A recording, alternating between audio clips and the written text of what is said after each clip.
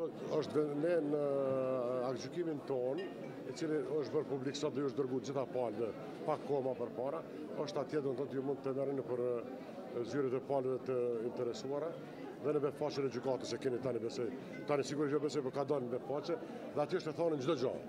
Se çfarë duhet bëj për gjitha palët, se si duhet të sillen tani dhe në tarme. Presidenti Pacolli ka paralajmëruar ndërkaq se do të veprojë në pajtim me vendimin e gjykatës kushtetuese dhe se do të rikandidohet nëse do të ketë një rivotim për postin e presidentit. Ndërkohë, kryeministri i Kosovës Hashim Thaçi paralajmëroi sot se brenda javës që vjen do të merren veprime konkrete për zgjidhjen e situatës së krijuar në vend.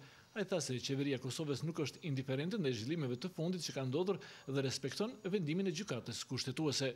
Ne si qeveri, por edhe si individ me përgjegjësitë e larta shtetërore, politike, por edhe si qytetar të Republikës së Kosovës, do të angazhohemi për veprime të shpejta, konkrete dhe në përputhje të plot me kushtetutën, ligjet dhe normat demokratike të vendit tonë,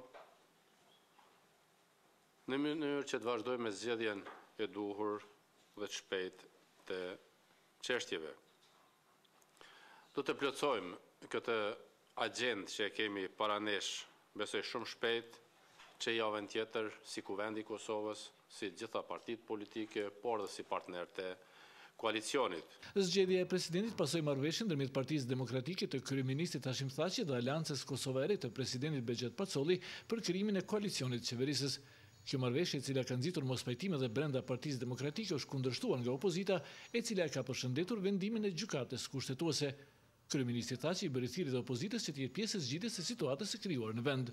Për çka besoj në rolin pozitiv dhe aktiv edhe të opozitës, për çka dhe i ftoj për participim aktiv në jetën demokratike.